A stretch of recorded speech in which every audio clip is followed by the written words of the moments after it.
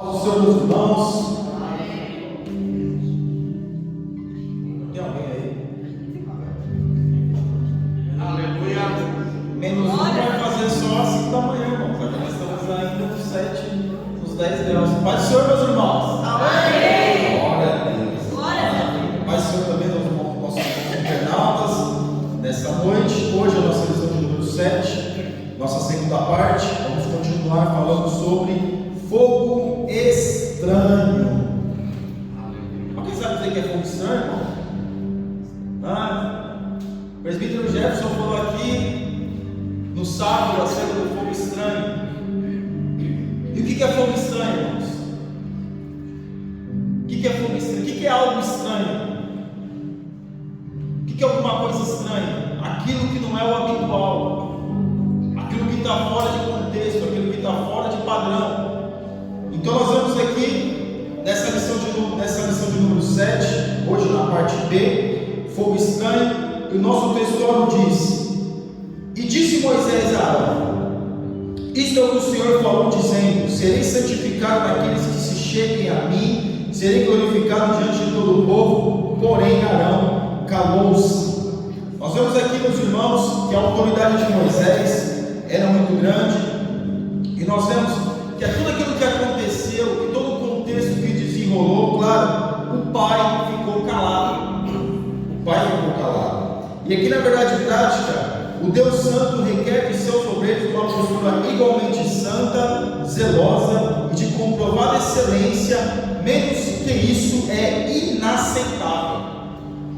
É inaceitável nós sairmos do padrão ao qual Deus nos chamou. É inaceitável. E nós, meus irmãos, continuando até a reflexão que o presbítero Jefferson estava fazendo no sábado, nós vemos que hoje o que mais tem é invencionices, são coisas que é para atrair, são coisas que é para trazer um conforto mental para as pessoas. E eu estava me lembrando ali sentado, uma mensagem que eu ouvi essa semana, eu acho que os irmãos, acho que alguns ouviram, de um pastor americano que pregou na Almadeb. Eu assisti a pregação, misericórdia, eu pensei que eu ia dali e ia para a glória. Não sei se o pastor chegou a ouvir toda a mensagem poderosa, falando sobre o inferno.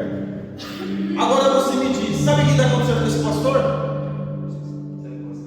Exatamente, porque pregou a verdade. Aí eu estava assistindo hoje de manhã também, eu estava vendo até um comentário de um canal muito bom lá que tem no YouTube, pregando as escrituras, se os irmãos depois quiserem ver. É um jovem, ele era da Assembleia de Deus, porém ele tem conhecimento, claro, ele é um calvinista, não concordo com tudo que ele disse, mas algumas observações nós temos que pontuar e ver que é a realidade, né? E ali foi uma coisa também que eu vi de uma adolescente que tem feito muito sucesso. Os irmãos já ouviram? Irmãos, eu não sei exatamente como é que uma pessoa, um adulto, um pastor em sã consciência, chama uma pessoa daquela para trazer uma palavra. E isso não fique chocado, irmãos, porque esse negócio não julgueis para que não sejam julgados. Tem muitos que estão usando essa palavra para se proteger a si mesmo das bobagens e das coisas que diz. Porque eu não estou julgando propriamente a pessoa. Nós temos que ver o conteúdo de fogo que se traz em cima do altar. São tantas, desculpa o linguajar, bobagens que aquela pessoa fala, que eu falei com a minha mulher: olha, essa pessoa está sendo treinada por outra pessoa, porque ela em si mesma não teria condições de falar o que fala. Para mim, ela está sendo treinada por uma outra pessoa, porque se um adulto disser o que ela está dizendo, consequentemente as pessoas vão achar normal, porque é o coaching, né? Hoje é o coaching gospel, a pregação coaching, que faz você sair de uma dimensão, ou seja, você dá no passo, você está na crescente, você, o homem, é o centro. E ali, irmãos, dá até vergonha de falar. Depois os irmãos vão lá procurar, pegando as escrituras, vai estar aparecendo, os irmãos vão ver lá. E aí nós vemos que esse tipo de fogo as pessoas gostam, as pessoas apreciam. Olha A pessoa pega a água, enche o copo, depois pega o copo, enche a garrafa. Nossa, isso não tem nada de espiritualidade. E aí vem um irmão pregando sobre o inferno, que as pessoas vão para o inferno. Ele está fora da visão. Esse homem aí não é convertido não, onde já se viu isso? E o homem pregou na autoridade. Você ouvindo, eu estava ouvindo no trabalho, você ouvindo, eu senti a presença de Deus, uma coisa forte, tremenda. Ele pregou na autoridade mesmo. E o menino que era desse tamanho, que ele é um homem grande desse tamanho aqui, eu não consegui ver o menino que eu estava só ouvindo. O tradutor dele, irmão, o tradutor dele traduzia na mesma intensidade que ele ia pregando. Então nós vemos ali que o negócio até arrepia, porque você sente a presença de Deus. E aí quando a gente vê esse tipo de fogo, não pense que quando nós trazemos um fogo santo para Deus, você vai ser apreciado, você vai ser elogiado. Não pense que quando nós estivermos fazendo a vontade de Deus, nós vamos ser, vamos dizer assim, aceitos pela maioria. Não vai. Aí quando nós vemos esses fogos estranhos que estão vendo por aí, como essa pessoa que eu citei para os irmãos, olha que legal, como é inteligente, e não sei o que, é entretenimento, somente isso, entretenimento. Aí pega o telefone, aí pega a nota, amassa, joga, Deus do céu. Aí eu vejo as pessoas se passando por ridícula, e sobe, desce, sobe, minha mulher, misericórdia, que esse cara está falando, homem velho fazendo isso, meu Deus do céu. Então, meus irmãos, nem todo fogo é aceito. Por isso que nós temos que ter uma coisa que se chama discernimento. Porque ainda mais hoje tem fogo que não é de Deus, não é de Deus. Não é de Deus, não adianta, não é de Deus. Está vendo aí um avivamento num determinado lugar, e aí vieram me dizer assim: olha, o avivamento, você viu lá? Eu falei: vi. Depois eu assisti algum ou outro, vi uma coisa ou outra, eu fiquei meio desconfiado. Porque o avivamento, irmãos, avivamentos que já houve, tanto na igreja primitiva, quanto com os pais da igreja, quanto com a igreja reformada, todos eles não ficaram condicionados a um lugar só. Eles se espalharam, eles foram se espalhando, a coisa foi tomando proporções para outros níveis. Quais níveis? Arrependimento. Então tudo que nós vivemos, meus irmãos, nós temos que tomar cuidado e ter discernimento. Não vai acreditando em todo fogo que te apresenta. É fogo, não, é bênção, não, as pessoas estão lá louvando a Deus, adorando a Deus e não sei o que. Irmãos, isso aí pode ser nada mais, nada menos do que emocionalismo. E tem muitos que fazem isso muito bem, que são animadores de auditório. Se você pegar o Silvio Santos, meu Deus, o homem anima o auditório, tá maravilha. E ele está com o mesmo programa praticamente faz 30 anos, desde que eu me conheço por gente. Quando eu era pequeno, eu assistia a Porta da Esperança, irmãos. Quem nunca assistiu a Porta da Esperança? Querendo estar lá na Porta da Esperança? E ele faz aquilo com a mesma animação, porque ele tem a oratória. Então nós não podemos ser levados por qualquer fogo, não podemos ser levados por qualquer movimento, porque nem tudo, como a pastora até disse, nem tudo que parece santo é santo, não é santo, é profano, está profanando a Deus. E tem muitos que entram nesse movimento, e desculpa a minha opinião, mas se passa por ridículo, como o caso dessa pessoa, dessa jovem. Por que ela faz isso? Porque alguém está convidando para ela fazer, porque se ninguém convidasse, não faria. Por que ela está tomando essa dimensão? Porque muitos estão incentivando ela a fazer determinadas coisas. Alguém vai dizer: mas você, quem é você para dizer, né? Você está numa igreja no Porto Alto, praticamente no interior de Portugal, a pessoa está lá, toda lá, está tendo não sei quantos milhões de seguidores, pode ter até 7 bilhões e meio de seguidores, meus irmãos, que é a população mundial. Para Deus não muda nada. Para Deus não muda nada. Então nós temos que tomar cuidado, meus irmãos, de fazer uma diferenciação e ter realmente um senso crítico.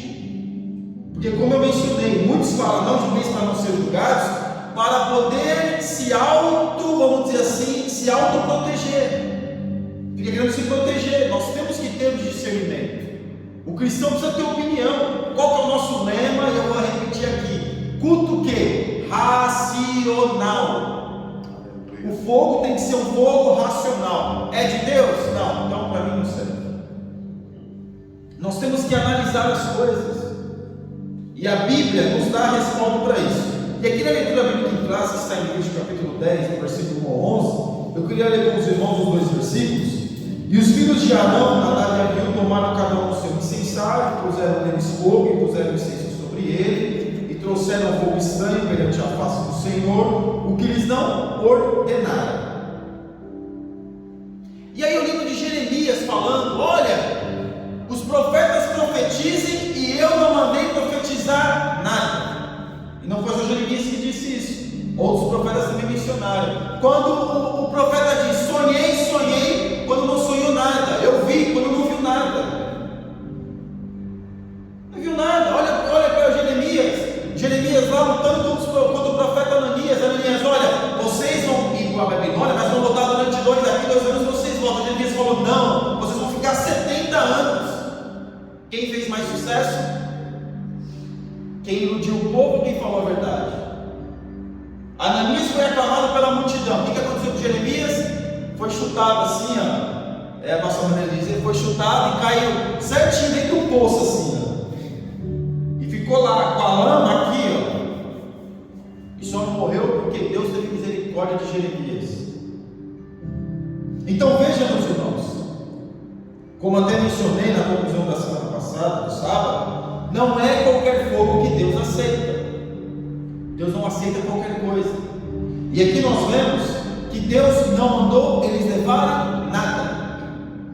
Tem momentos na nossa vida cristã que Deus fala: não é para você ir, não é para você fazer. O que nós temos que fazer? Nada. Às vezes Deus manda nós ficarmos inertes, parados, exatamente parados, só orando, lendo a Bíblia. Quem nunca ficou assim? Praticamente sem pregar, sem ter uma oportunidade. Nem para saudar a igreja. Quem nunca ficou assim? Todos nós ficamos, que é o momento. Então fica parado. Eu quero você parado, você pensar, você refletir. E é assim que é. Porque às vezes a pessoa está parada: não, eu estou parado, tenho que fazer alguma coisa, eu tenho que caminhar, eu tenho que fazer a obra de Deus, eu tenho que fazer isso. E Deus está mandando não fazer absolutamente nada. Deus não está mandando fazer nada. Se Deus não manda, na dúvida se é para ir ou para não ir, o que nós temos que fazer? Não vai. Ah, mas Deus não falou para mim ir e também não falou para mim não ir. Então o que eu vou fazer? Eu vou? Não vou. Na dúvida é melhor não fazer nada. E no versículo 2: então saiu o fogo diante do Senhor e os consumiu e morreram perante o Senhor. Então ali naquele momento, a morte desses homens, a morte de Nadab e Abiú, foi algo instantâneo. Eles entraram com fogo, Deus fulminou eles. Foi algo instantâneo que aconteceu. Foi algo instantâneo. Porque levaram aquilo que Deus não mandou. Aí, meus irmãos, misericórdia, dá até tristeza. Quando nós vemos, meus irmãos, esse tipo de coisa, e muitos aceitam isso, e muitos levam isso como se fosse o suprassumo do Evangelho, como se o gospel tivesse em evidência de uma maneira: nossa, que coisa, a igreja está crescendo, olha como a igreja está crescendo. Mas inchaço não é crescimento, inchaço é sintoma de doença. A igreja no Brasil, vamos falar de nós. Olha a igreja no Brasil. Quem já foi nos bairros de periferia no Brasil? Cada esquina tem uma igreja. Eu contei, eu fui pregar num bairro em São Paulo. Eu contei, meus irmãos, no espaço de 1 quilômetro tinha 5 igrejas na mesma avenida. Que eu contei, né? Eu fui pregar numa igreja, passando 2 casas, tinha uma outra igreja do lado. Pode ser, às vezes no meio tem um outro lado da rua. Mas o que nós vemos, meus irmãos? Tem mudado alguma coisa? Os níveis têm mudado? Não. Porque o exemplo que se dá trazendo fogo para o altar, o povo muitas das vezes absorve os exemplos negativos, não absorve o exemplo positivo. Ao invés de absorver o exemplo de Arão, absorver o exemplo de Nadab e Abiú. Porque você viu depois o que aconteceu com o povo? O povo já saiu meio rebelde, rebelado no Egito. Melhorou? Aí eles melhoraram? Não, pioraram. Ficaram piores. Por que ficaram piores? Porque agora eles tinham a oportunidade de melhorar, mas rejeitaram. E aqui no tópico 3, o luto do santo ministério, a morte de Nadab e Abiú abalou profundamente a casa de Arão. É claro, meus irmãos, é claro que abalaria a casa de Arão. Quem em sã consciência imagina, um pai em sã consciência imagina sepultar o seu filho? Quem? Dizem que a pior dor que existe é sepultar um filho. Eu tenho uma tia que sepultou meu primo e ela disse que é uma dor que você não supera. Não tem como superar. Você aprende a conviver com ela. E aí é uma pessoa que perdeu. E tem uma outra pregadora, Edneia Williams, que perdeu o esposo num ano e no outro ano perdeu a filha. O filho, não me recordo, a filha, e diz que ela não supera, é uma dor que você aprende a conviver, você não supera. E nós vemos aqui que pelo fato de Arão ser um sumo sacerdote, ser a tribo de Levi, ele não teria condições, ele não poderia sepultar os seus filhos. Tanto numa questão ministerial, ele não poderia sepultar os seus filhos, não poderia. E aí nós vemos, meus irmãos, como o pecado ele é devastador na vida de uma família. Porque aqui nós não estamos vendo só a questão eclesiástica, a questão do cargo na igreja. Nós estamos vendo aqui a questão da família. E aí esses homens, eles levaram um pouco estranho, pecaram contra Deus, e o que aconteceu? Deus fulminou eles, e agora o pai sepultando os seus filhos. E sabe de que eu me lembro quando eu vejo alguém de sepultar filhos? Eu me lembro da mulher de Jó. Como essa mulher apanha em cima dos púlpitos, meus irmãos. É incrível. É incrível como o pessoal fala mal dessa mulher. Até tem hinos que menosprezam a mulher. Agora, mulher, as irmãs agora. Você já imaginou perder 10 filhos e ainda ver seu marido doente? Como não deve ser a dor? Além de perder os 10 filhos, ainda vê o marido moribundo. Porque Jó, ele era um homem moribundo, irmãos. Aí alguém vai dizer que a mulher é insensata, que a mulher não acreditava em Deus, que a mulher é isso, que a mulher é aquilo. Porque ela disse: amaldiçoa o seu Deus e morre. Quantas vezes a gente também não faz a mesma coisa com uma prova muito menor do que o que ela fez, do que ela passou? Se perder um filho já é ruim, imagine perder 10 no mesmo dia e ainda ver o seu marido moribundo. Imagine a dor dessa mulher. Então, meus irmãos, isso é para nós entendermos como o pecado ele devasta a família. E aqui arrebentou com a família de Arão, prejudicou a família de Arão. Arão, ele era o sumo sacerdote e os seus filhos estavam o quê? Em ascendência. Quando ele morresse, os seus filhos tomariam o lugar dele. Mas agora os seus filhos morreram, e agora os seus 2 filhos melhores que ficariam na linha sucessória. E aí eu também me lembro de uma história, e até esse pastor americano conta, é um testemunho muito antigo. Eu acho que o irmão Everton deve ter ouvido várias vezes na igreja, sobre a menina que se desviou da igreja. desviou da igreja, não queria saber mais de Deus, e ela só os amigos, só os amigos, só os amigos, só os amigos. E um dia ela foi sair, a mãe dela insistiu para ela voltar para a igreja, não queria saber de Deus. E um dia ela foi sair e a mãe dela falou assim: olha, minha filha, vai com Deus. E ela, no seu ápice da rebeldia, o que ela disse? Só se ele for no porta-mala. Só se ele for no porta-mala, porque o carro está cheio.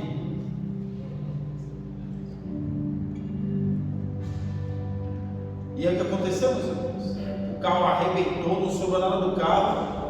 Mas o testemunho diz que existia uma caixa de ovos dentro do porta-mala que não quebrou um único ovo. Se o ovo às vezes rola em cima da pia, baixa na frigideira, já quebra. Por quê? Pecado. Olha o que aconteceu com os filhos de Eli. Eli, quando soube da morte dos seus filhos, bateu a cabeça, caiu na cadeira, bateu a cabeça, morreu.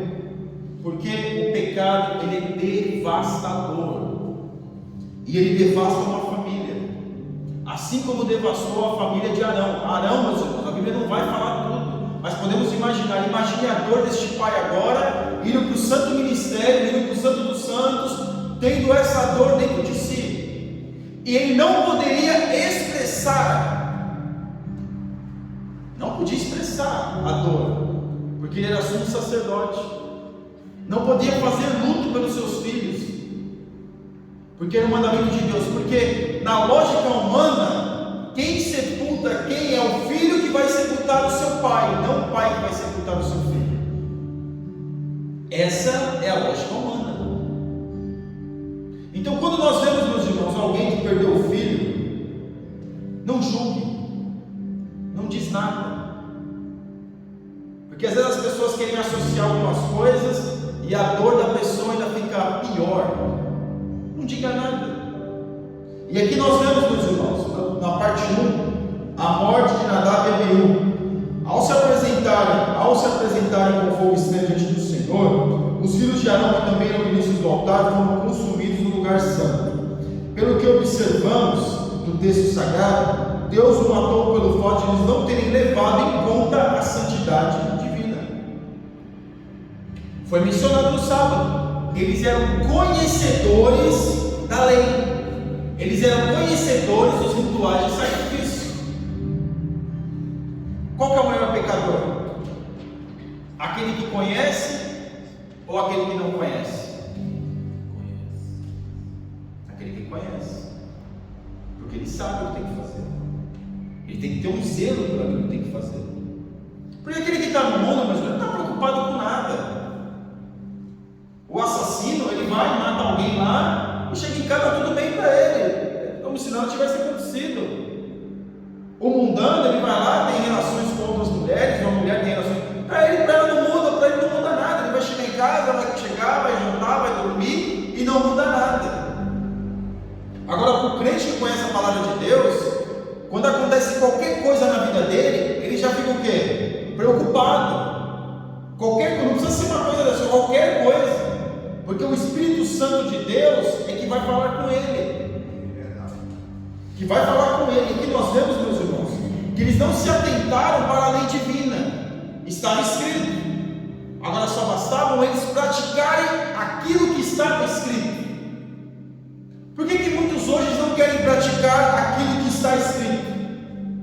Porque não dá ibope, porque não traz fama, porque não traz convite. Então é melhor inovar, trazer coisas novas, trazer movimentos novos, para poder ver se capta a atenção das pessoas. Mas esses homens, eles tinham a obrigação de levar o povo ao conhecimento de Deus, porque eles eram sustentados exatamente pelo povo. Eles não precisavam trabalhar. Apesar de não precisavam trabalhar, nós podemos dizer que eles não trabalhavam, mas trabalhavam muito, porque cuidar do tabernáculo, desmontavam o tabernáculo, cuidar do povo. O povo crente, a gente sabe que é um povo difícil, é difícil. O crente é difícil, o ser humano é difícil.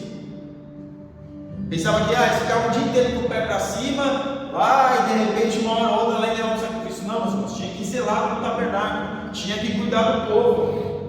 Eles não trabalhavam em teoria, mas trabalhavam muito. Porque se nós colocarmos, eles praticamente não tinham folga. Praticamente, claro que eles tinham folga, mas praticamente não tinham. Sábado não faziam nada, era folga para todo mundo. Mas a mente, você pode perceber, o que muitas vezes exige mais de você? Quando você trabalha com o corpo ou quando trabalha com a mente? Com a mente. O corpo, você vai lá, trabalha, chega em casa, dorme bem, pronto. Agora a mente não desliga. Às vezes a pessoa está trabalhando muito com a mente, ela não consegue dormir direito, porque parece que às vezes a mente não desliga. E estes homens aqui, eles trabalhavam com o corpo, que tinha aquele serviço braçal, e com a mente, preocupação com o povo. Então eles tinham que ter esse zelo pelo povo. E aqui nós vemos que era uma obrigação deles levar o povo a glorificar a Deus. Essa é a nossa missão. Porque todos nós somos sacerdotes, todos nós.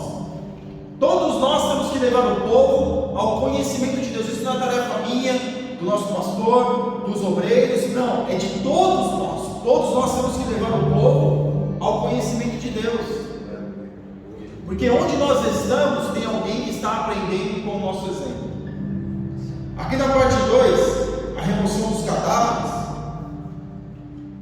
Arão não poderia nem tocar, porque eu sou um sacerdote, ele não poderia tocar em morto.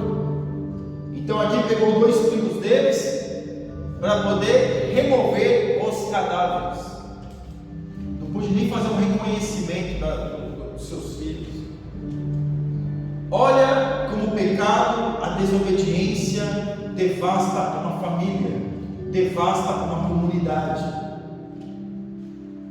Se acontecer qualquer escândalo, meus irmãos, quando eu cito essa questão dessas coisas negativas que alguma vez eu trago para os irmãos, pode ter a certeza absoluta, eu não faço isso com alegria, não faço, eu faço com tristeza, Se de repente alguém cometeu uma infração, um delito, cometeu um pecado, não fique feliz por isso, ore por essa pessoa, porque nós seres humanos, nós temos essa tendência a ficar feliz com a tragédia dos outros. Não fique, ore por essa pessoa. E aqui nós vemos, meus irmãos, que estes homens, provavelmente alguém que não gostava de Arão, vai dizer assim: está vendo?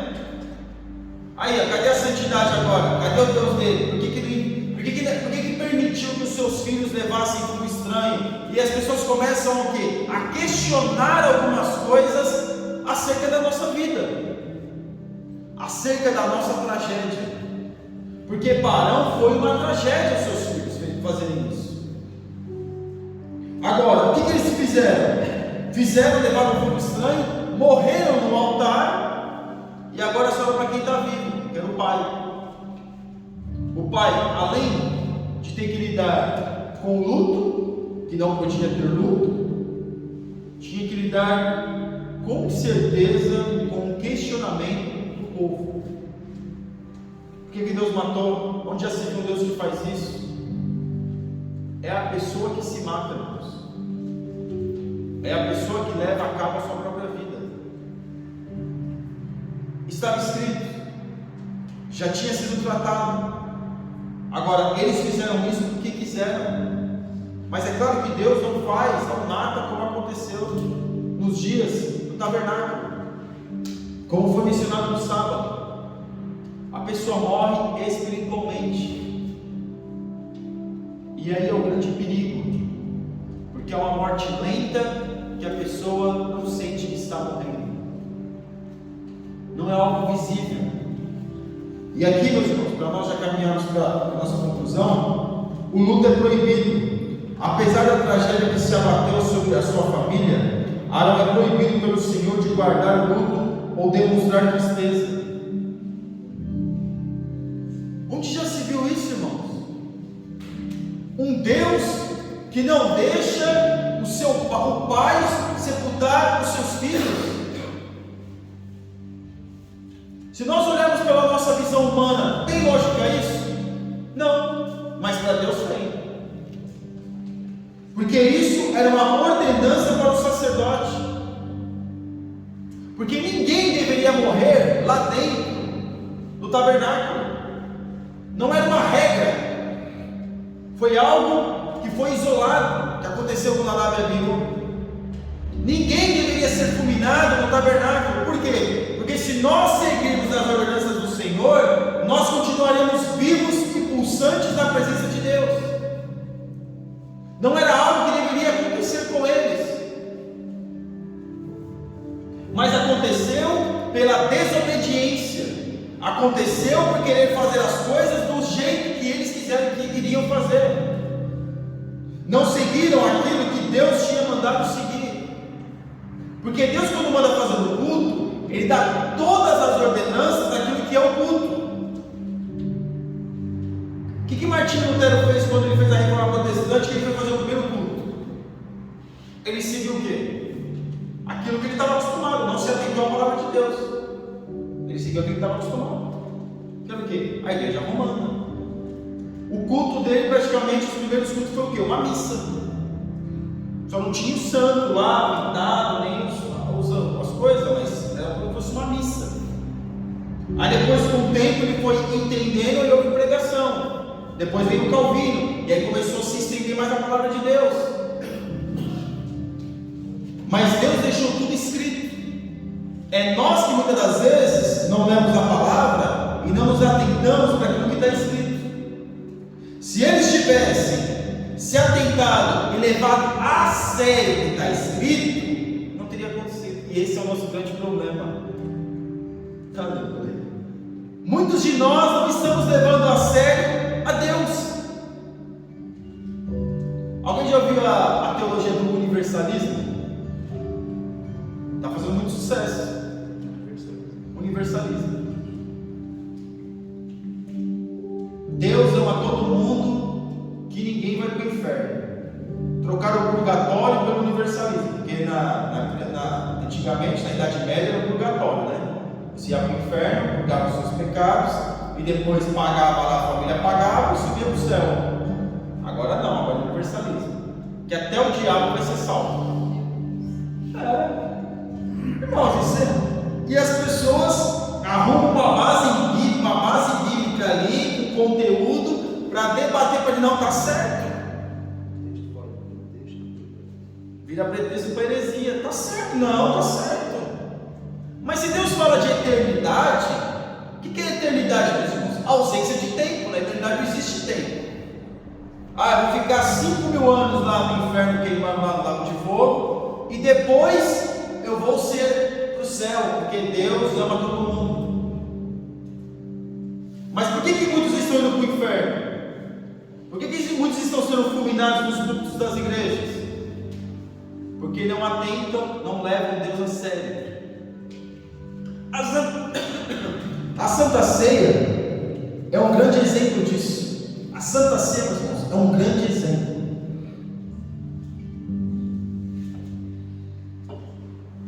A Santa Ceia é um grande exemplo. Muitos não estão em condições de tomar a ceia, mas tomam a ceia e falam: está vendo, eu não morri, estou vivo. Tomei o pão, tomei o cálice, e eu estou vivo, eu morri, estou trabalhando, Deus está vendo, estou comprando um carro novo, estou comprando casa nova, está tudo normal, é ou não é? Toma a ceia, mas o que a Bíblia vai dizer?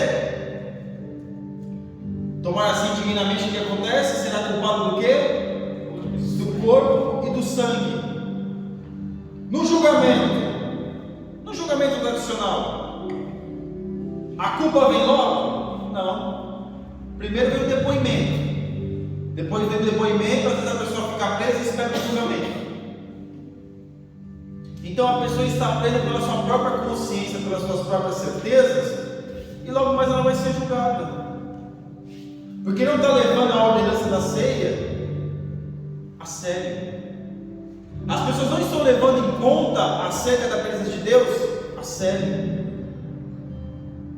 Não estão levando em conta que a possibilidade de estar falando, fazendo menção na palavra de Deus, não estão levando que isso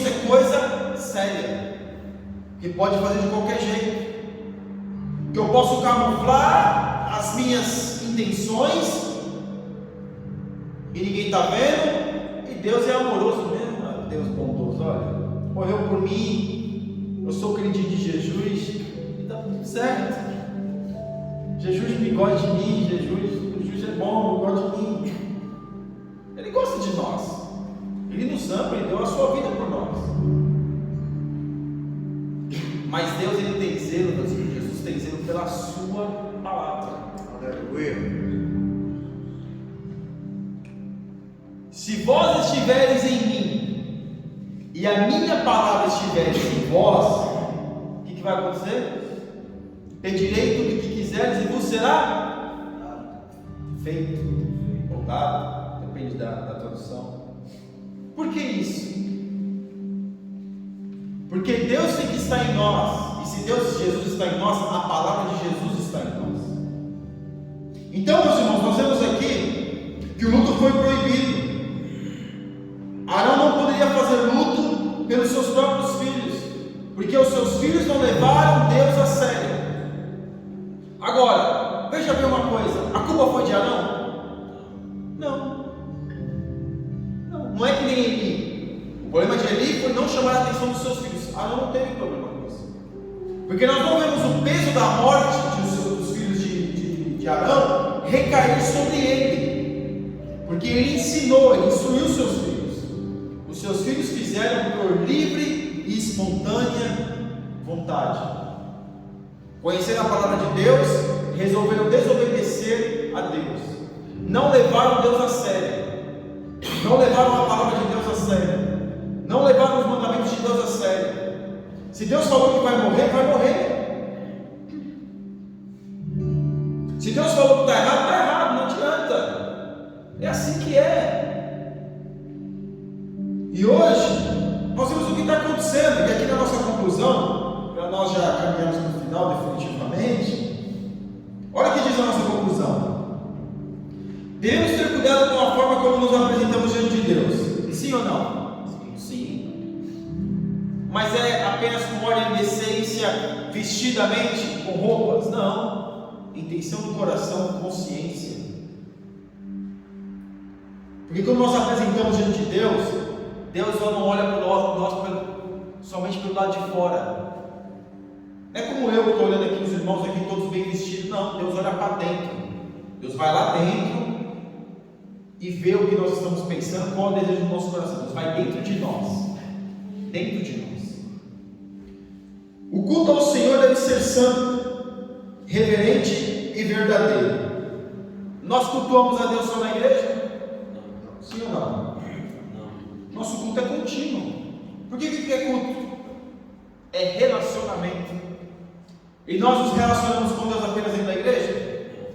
Não, nós nos relacionamos com Deus em todo momento. Em todos os momentos nós estamos nos relacionando com Deus. É claro que aqui na igreja nós nos reunimos para celebrar e relacionar-se com Deus juntos. Ouvirmos uma palavra, cantarmos hinos, isso aqui é uma reunião. E juntos nós estamos nos relacionando com Deus. Mas o nosso relacionamento com Deus, todo dia tem que ser o quê? Com reverência e verdade. Adorar ao Pai em espírito e verdade. Alguém consegue mentir para Deus? Não. O fogo existia, o fogo na mão de Adão e Eva, existia? Mas era um fogo verdadeiro? Não. Por quê? Porque ninguém consegue mentir para Deus. Portanto, chega de liturgias bizarras, cultos mundanos, teologias permissivas e costumes que ferem a palavra de Deus. A igreja de 96, de 1996 para cá, meus irmãos, tem crescido muito, tem inchado muito, e no Brasil principalmente. E quando nós temos alguns que trazem uma liturgia, nós vemos que às vezes o pregador, ele não é o dono da mensagem, o ensinador não é o dono da mensagem. Quem prega, quem canta, quem toma a oportunidade para que os outros possam o ouvir, não tem que ser o centro da atenção. Eu não posso ser o centro da atenção. O pastor Marcelo aqui não pode ser, os obreiros não podem ser, ninguém pode ser. Eu não posso querer aparecer mais do que a palavra, me destacar mais do que a palavra, ter uma performance maior do que a palavra sendo transmitida, sendo pregada.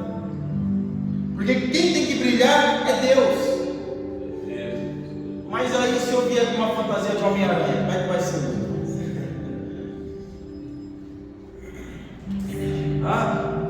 Isso é coisa linda, né? E se eu me vestir de patati patatá para pregar a Bíblia? O que vai ser? Para adulto, não é para criança, para adulto. O que vai ser? E se eu me vestir de super-homem? Aí sim, né? Superman, né? Aí sim. Se eu me vestir de Homem de Ferro, se eu me vestir desses personagens, quem vai chamar a atenção? Eu ou a palavra? Eu. Se eu começar a usar uma oratória aqui sofisticada, refinada, quem vai chamar mais atenção? Primeiro que muitos não vão entender nada. Segundo que eu vou chamar atenção para mim mesmo. Se eu começar aqui, meus irmãos, de repente aqui, falar, olha, pastor Marcelo, enfim, quer saber de uma coisa? Vou colocar umas luzes aqui, quando eu estiver ministrando, a igreja vai ficar toda apagada, vai ficar um holofote só em cima de mim, com umas luzes coloridas em volta, porque quem vai chamar a atenção, irmãos? Eu. Se eu começar a falar aqui para os irmãos aqui, pegar um copo de água, começar a jogar água no copo na água, água no copo na água, água no copo na água, quem vai chamar a atenção aqui? Copo na água ou água no copo? Os dois. Porém, meus irmãos, eu imagino a voz grave de Cláudio Honor de Andrade falando sobre isso. Amados irmãos, teologia permissiva e costumes que ferem a palavra de Deus. Alguém já viu a voz do Cláudio Honor de Andrade aqui? Coloca lá no YouTube Cláudio Honor de Andrade. Isso que ele tem, ele é transplantado, hein? É bizarro. É bizarro. Se eu chamar aqui o irmão, começar a pregar aqui agora, irmãos, espera um pouquinho. Irmão, eu venho aqui, colocar a roupa do UFC, eu vou começar a lutar aqui em cima do púlpito aqui, porque é entretenimento.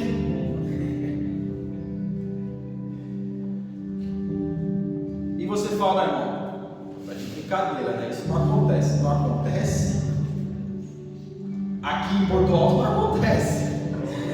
Na ADEF não acontece. Em algumas igrejas sérias que existem ainda, porque não é só a ADEF que é igreja séria, tem muitas igrejas sérias que pregam a palavra, não acontece. Mas a gente podia fazer o seguinte, né, pastor? Podia pegar aqui um latão aqui, pintar de preto e colocar aqui. Ou pegar uma loja de surf também e pôr aqui em cima. É essas inovações, meus irmãos. São essas bizarrices. Alguém pode achar engraçado, pode achar bonito, pode achar sofisticado, pode achar até inovador, como é inovador, mas biblicamente falando, não cabe. Não cabe, porque nós não podemos chamar a atenção para nós. Não podemos chamar a atenção, nós não somos o centro das atenções. O centro das atenções é a palavra de Deus. É ela que é o centro das atenções. Tem que ser o centro da atenção. Nadab e Abiú foi fulminado porque queria chamar a atenção para si. Porque eu posso fazer assim, porque eu tenho que fazer assim. Mas biblicamente falando, Deus não estava dando respaldo para eles fazerem dessa forma. Não estava dando. E aí que muitos caem em quê? Na heresia. E isso tem arrebanhado muitas pessoas. Muitas pessoas. E mais, se não atentarmos à santidade e à glória divina, não subsistiremos, pois o nosso Deus, embora seja conhecido pelo amor e bondade, também é o quê? Um fogo devorador ou consumidor. Isaías 30, 27. Deus é amor, mas Ele também é um fogo consumidor. Esse Jesus bonzinho, olho azul, europeu aí, todo amigão, como é que é, Burgess Sprite, uma coisa assim que se diz por aí, não, ele é meu parça, não sei o que, não, Jesus é meu amigão. Irmãos, um amigo você respeita. Jesus é nosso amigo, nós temos que respeitá-lo. Antes de ele ser o nosso amigo, ele é o nosso Senhor. Aleluia. Glória a Deus. Antes de Jesus ser o nosso amigo, ele é o nosso Senhor. E o Senhor manda. E o Senhor mandou nós fazermos as coisas com ordem e decência, de forma simples, porque o Evangelho é simples. E para concluirmos, portanto, sejamos puros e santos em toda a nossa maneira de ser, pois o Senhor não se deixa escarnecer. E aí dá para tremer na base, com certeza, porque, meus irmãos, tudo isso que nós estamos vendo, tudo isso que nós estamos presenciando, é engraçado às vezes a gente comentar, e às vezes soa de uma forma nossa. O irmão aí critica, não é crítica, meus irmãos. Não é crítica, não é crítica sim, é crítica mesmo, é crítica. É crítica. É crítica pelo ato de nós estarmos zelando pela palavra de Deus, pregarmos o Evangelho verdadeiro, para as pessoas mentalizarem e melhorarmos de vida, e muitos estão pregando o Evangelho totalmente fora daquilo que é a palavra. Mas Deus não se deixa escarnecer. Nós somos pecadores, eu sou pecador, tenho que melhorar muito. Para ser ruim, eu tenho que melhorar muito, meus irmãos. Para ser ruim, eu preciso melhorar muito. Mas o desejo da melhora, de buscar a Deus para melhorar, para ficar melhor cada vez na presença de Deus, tem que ser a intenção do nosso coração. E muitos só pregam o Evangelho aqui e agora. Essa é a grande questão.